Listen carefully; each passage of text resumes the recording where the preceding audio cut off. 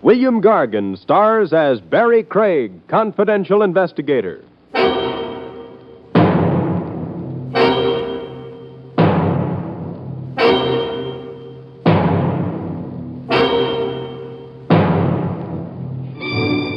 It never pays to be friendly with murderers.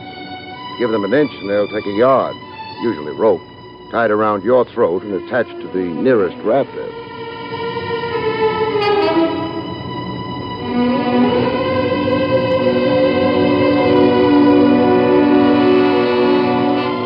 The National Broadcasting Company presents William Gargan in another transcribed drama of mystery and adventure with America's #1 detective, Barrie Craig, confidential investigator.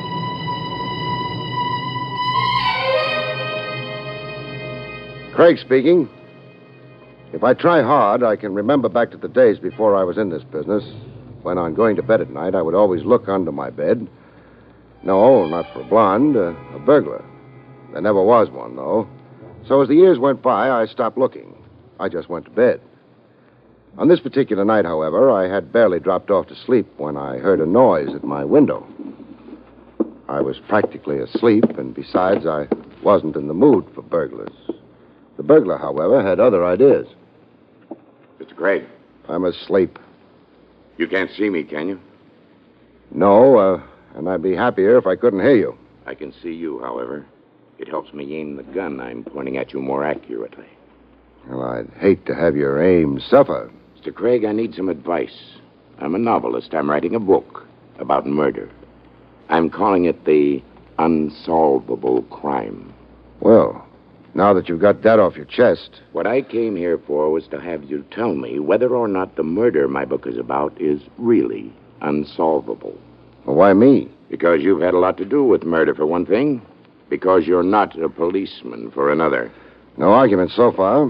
The man to be murdered, in my book, that is, has heart disease. He's a crooked broker, a man who deserves to die. Uh-huh. And he suffers from heart disease. For this illness, he takes daily, at stated hours, capsules containing heart medicine. His life depends on these capsules. Now then, the murderer, in my book, that is, decides to poison the broker. Well, that's against the law. Yes, poisoning, but without poison. Well, get to the next chapter. The murderer steals one of the capsules, pours the medicine out, and replaces the medicine with ordinary water. Eventually, the financier takes the capsule, which contains water instead of medicine. He dies of heart failure. Well, not bad. Thank you. The poisoner can't be traced through the poison he bought because he didn't buy any. An autopsy would show no poison in his victim's body since there wouldn't be any. Most likely, the murdered man would be assumed to have died a natural death. Well? Well, what? Is the crime unsolvable?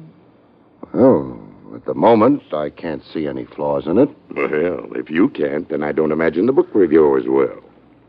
Don't you mean the police? Why should the police be interested in a book I'm writing? Well, why should the book reviewers be interested in the murder you're committing? You're not serious. You are. Well, I'm afraid I must leave now. No, don't move. I still have the gun pointing at you. If I had to shoot you, it wouldn't be an unsolvable crime, perhaps. But what good would that do you? Good night, Mr. Craig. Pleasant dreams.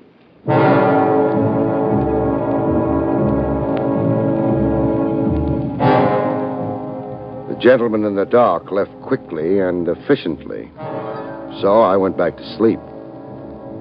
When I got up the next morning, I decided to pretend the whole thing hadn't happened. There was nothing I could do, and maybe my midnight visitor had really been a novelist. I cherished that happy thought until breakfast. Your toast, Mr. Craig, in the morning paper. Thank you. Well, you're up early this morning, aren't you? Well, I'm glad you noticed. Any resemblance between this toast and toast is purely coincidental. What does your chef do? Tan the stuff? Hey. I beg your pardon? Very interesting news item here. Halfway down the front page. Take a look. James W. Baker, noted broker, dies of heart attack as police prepare to arrest him for embezzlement. A friend of yours? No, but he was a crooked broker, and he had a bad heart. Oh, is that important, Mr. Craig? Depends on whether he took his medicine in capsules. What depends, sir? Murder.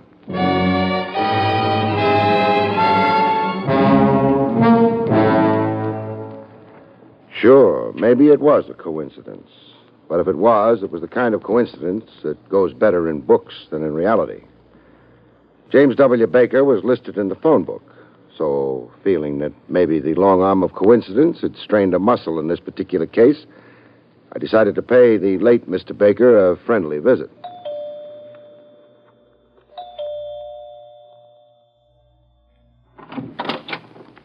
Hello. Hello. This is the Baker home, isn't it? Yes, it is. I'm Mr. Baker's niece. And you? Barrie Craig. I'm an old friend of your uncle's. You're not old. Well, And you're not a friend of my uncle's. But come in anyway. thank you. My name is Sandra. I realize maybe I shouldn't have come today.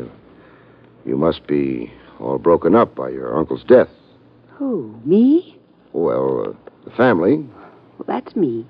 I'm the family. Your uncle must have been a lonely man. He didn't mind. He had me. And the market. And all those people he was swindling, of course. And there were Mr. Hanson and Tommy. Who's Tommy? Oh, sort of stunted youth. Uncle's secretary. Very anemic. I always ignore him. And Hanson? Hanson was Uncle's lawyer. And I fondly suspect as big a crook as Uncle was. But very spatted, you know? Spatted? Yes, on the shoes and gardenia'd in the buttonhole. And I have a sneaking suspicion whiskeyed in the liver. Sounds nice.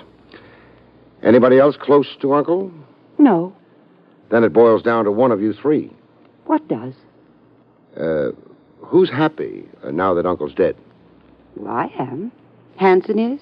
Tommy is. Well, it just about covers the field. Well, why is everybody so happy? Uncle had some money. I get it now. Hanson stole from Uncle, and he won't go to jail now. Tommy was implicated in Uncle's swindling. Tommy won't go to jail now. And who has a very deep, rasping voice, with the trick of dropping his voice at the end of every sentence? I don't have a very deep voice. Are Hanson and Tommy around? Yes, they are. They're sitting around practicing grief-stricken looks for the funeral. That happy event is this afternoon. I better get dressed. Sandra. Hurry. Oh, who's hurrying? I am. Who are you? Barrie Craig. And you? I'm Tommy. I'm Mr. Baker's secretary. Well, in his condition, he doesn't need a secretary. Well, then, I'm Mr. Baker's former secretary. No, I'm the former Mr. Baker's No, I get it. Relax. I am relaxed. Then why are you in such a hurry? Well, I have to go out to hire some mourners, haven't I? You have to hire some mourners? Well, sure, it wouldn't look nice if there were only 3 of us at the funeral. No. Especially since you'll all be grinning from ear to ear. Incidentally, has your voice ever been deeper? Heavens, no. Ta-ta. Goodbye. Oh, back again? Oh, no. Hello? Good morning. I'm in a hurry. Hanson's my name. Oh, why are you in such a hurry? Well, you see, my tailor is expecting me. Your tailor? Well, you'd hardly expect me to attend Mr. Baker's funeral in this, would you? Impossible. What are you doing here? Looking for a man with a deep voice. Sorry, mine isn't. Goodbye. Why are you looking for a man with a deep voice? Well, he told me how Mr. Baker was going to be murdered. Well, of course, that explains everything. What did you say? That's what I said. But Mr. Baker died of heart failure. Well, that's another theory. I like mine better. Dear me. If I only had the time, but my tailor, you know. Goodbye.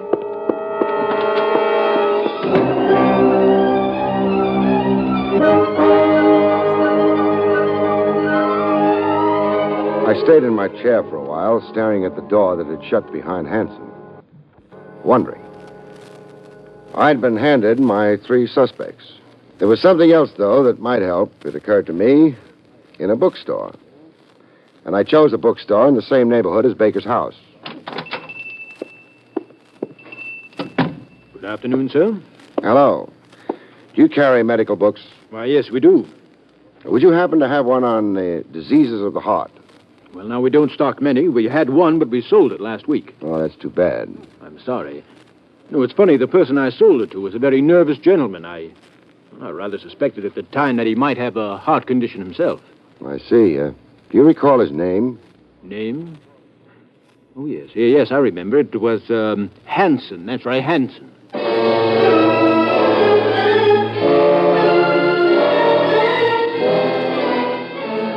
Mr. Hanson's taste in literature was interesting.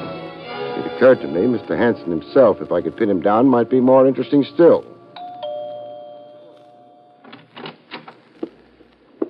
Hello, Mr. Hanson. Oh, Mr. Craig. Come in. Thank you.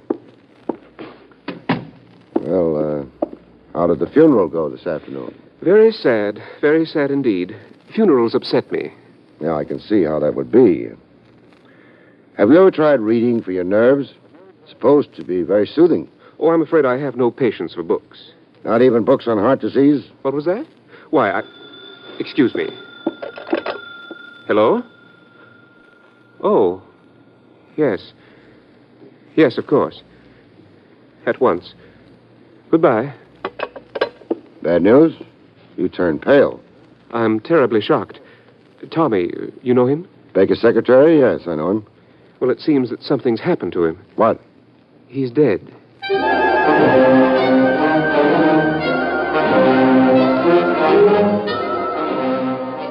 This not only upset Hanson, it set him in motion. The direction was the Baker house. I approved and went along. Hanson, who phoned you? Sandra. Apparently, she'd been visiting friends, returned home, and found him. Of course, it might have been an accidental death, which would mean another point of coincidence, but I don't think so. However, if he was murdered... You seem to have murder on your brain. You said something about the police thinking Baker was murdered, too. Not the police. Me.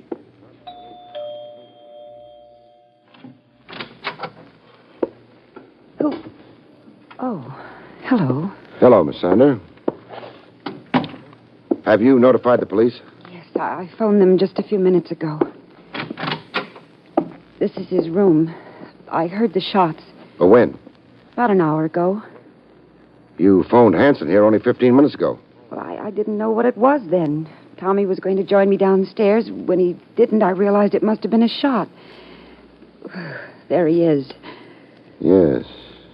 Not at all pretty. And definitely dead. There's a note on his desk. A suicide note? Let's see. Yeah, that's what it's supposed to be. It reads, I killed Baker because if he'd been arrested, I would have gone to jail, too. I thought I got away with it, but the police suspect he was murdered. I can't take it, so excuse the blood. The note's signed Tommy. Well, that sort of clears that up, doesn't it? Yeah, except for one thing. What's that? Tommy's voice wasn't deep enough.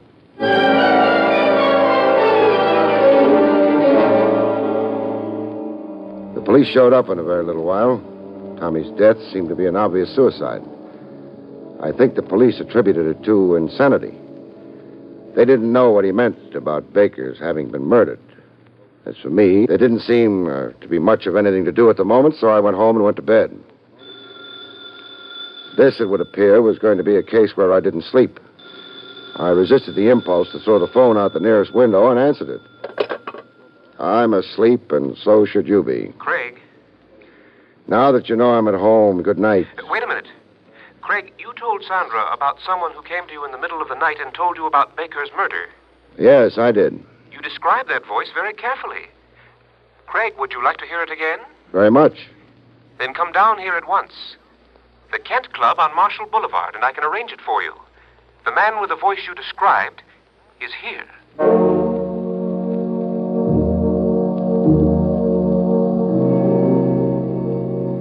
I'd pretty much given up expecting to hear that voice again. But if Hanson said he'd heard it, then it was something for me to find out about.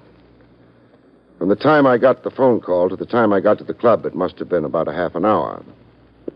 Craig, I've been waiting for you. That was the idea, wasn't it? Yes, but that man whose voice I overheard, whose voice resembled the one you told Sandra about. Well? He's gone. Well, that's not so good. You know who the man is? No, but I do know something just as good. What's that? I know where the man went. I heard him tell his cab driver. Len, let's go there.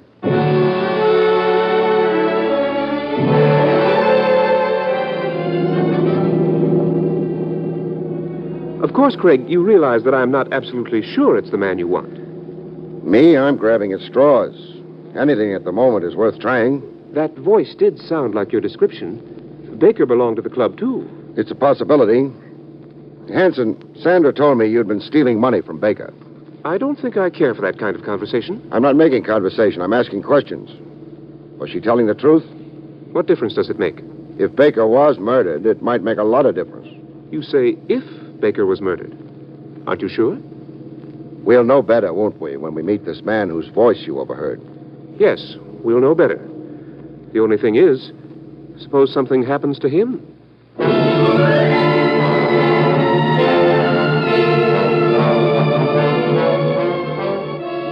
Hey, are we still in the United States? We've been traveling for hours.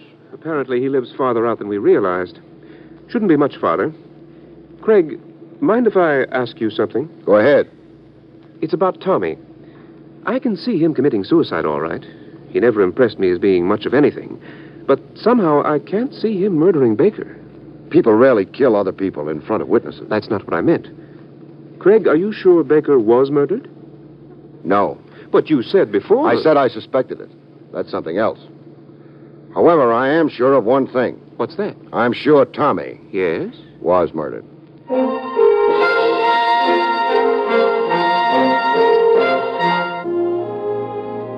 I was never a Boy Scout, so I don't know very much about direction in the country. But I was surprised at where I wound up. Where the car wound up was a bumpy dirt road and a very secluded hunk of landscape. Well, that must be the house up ahead. Yes, and the house is dark. Probably took him less time to get here. Must have gone to bed. Probably. There's a mailbox. House number on it. Yes, this is it. Well, let's go visit. Craig, do you think he'll recognize you? Sure. I couldn't see him, but he saw me clearly enough. Well, that's not so good. Are you armed, in case he tries anything? No, but maybe he won't try anything. Suppose he refuses to say anything, to speak at all, when he sees you. That'll answer our question just as well, won't it? I suppose so. Shall I ring? Sure. Oh, that would be warning him, though, wouldn't it? Suppose he hears the doorbell, looks out, sees you. He might run away. He might. Look, why don't I go around to the back? Then in case he tries to run... That's a good idea. You do that. All right. And be careful. Sure, I'll be very careful. The moon picked out the door, glinted on the metal doorbell. I pushed it. It was a nice night, not too warm, not too cold. However, a guy named Craig was cold. Walking into a dark house with somebody waiting on the other side of a door could have its unpleasant aspects. Nobody answered the doorbell. I hadn't expected anyone to, so I tried the handle. It was very dark inside. I pulled out a book of matches and hesitated. In the darkness, when you strike a match, you make a very nice target. I wasn't sure I liked the idea. On the other hand, I needed a little more action. It would settle things. I lit a match. There was a light switch on the wall, and I flipped it on. Then I walked into the parlor. There wasn't much more to the house than that. Parlor, bedroom, kitchen, and that was all. The bedroom door was open, and no one was in there. The kitchen door was shut, but no light leaked out from under the door. Offhand, you'd have said nobody was home. And maybe nobody was.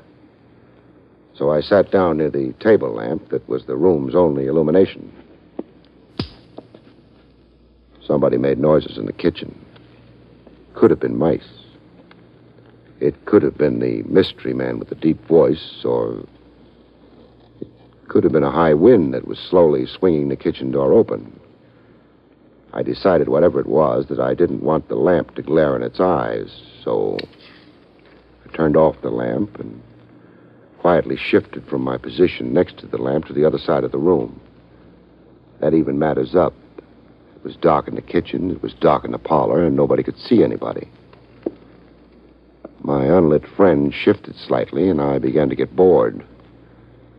So I grabbed what felt like an ashtray and threw it against the wall on the opposite side of the room. The little stranger didn't like ashtrays. He tried to shoot the one I threw, but the gun flash gave his position away. I know where you are, and my gun's pointing at where you are, so drop yours.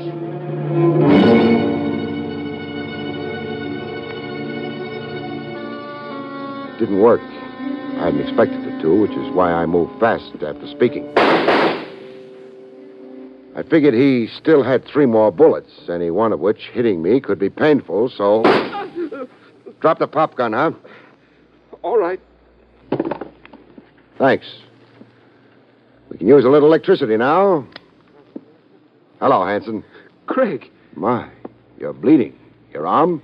Yes, I didn't know it was you. Who'd you think it was? Well, I waited outside for a while. Nothing happened, so I came in. And then, when you didn't recognize my voice in the dark, you started shooting at me, huh? That's right. Thinking I was the owner of this house? Of course. But, Hanson, how could you think that when you yourself own this house? What? But I don't understand. You're not very subtle. When you asked me if I was armed before we got into the house... You said you weren't. Of course. You see, I knew you were going to try to kill me. What? How did you know that? Because you overheard the man with the deep voice. Well, what was wrong with that? You couldn't have heard him. You see, Hanson, the man with the deep voice is dead.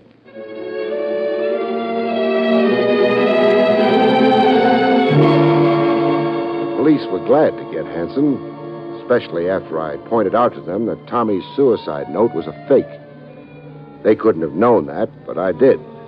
As I told Sandra, first about the note, you see, it said, the police suspect Baker was murdered, but the police suspected nothing of the sort.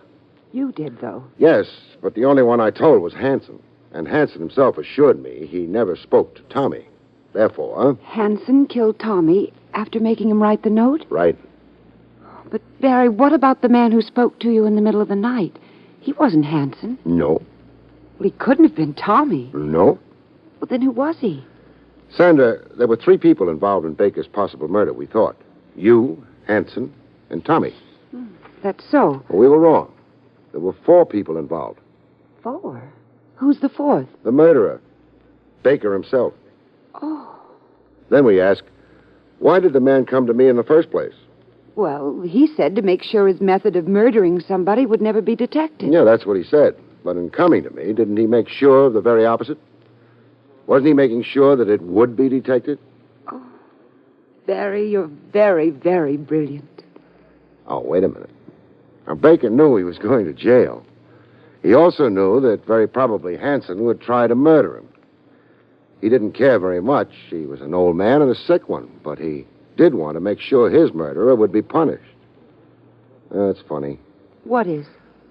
If Hanson hadn't tried to make doubly sure he was safe, he probably would be safe. I doubt whether there'd have been enough evidence to convict him of your uncle's murder.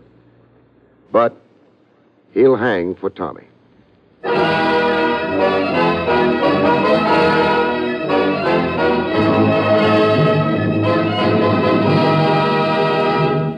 You've been listening to William Gargan in another exciting transcribed mystery drama from the adventures of Barrie Craig, confidential investigator. Tonight's story, Visitor at Midnight, was written by Louis Vittes. The National Broadcasting Company has just brought you an NBC Radio Network production with William Gargan starring as Barrie Craig, confidential investigator, directed by Andrew C. Love. Our cast included Ken Christie, Kay Stewart, Jack Carroll, Byron Kane, and Jack Crucian.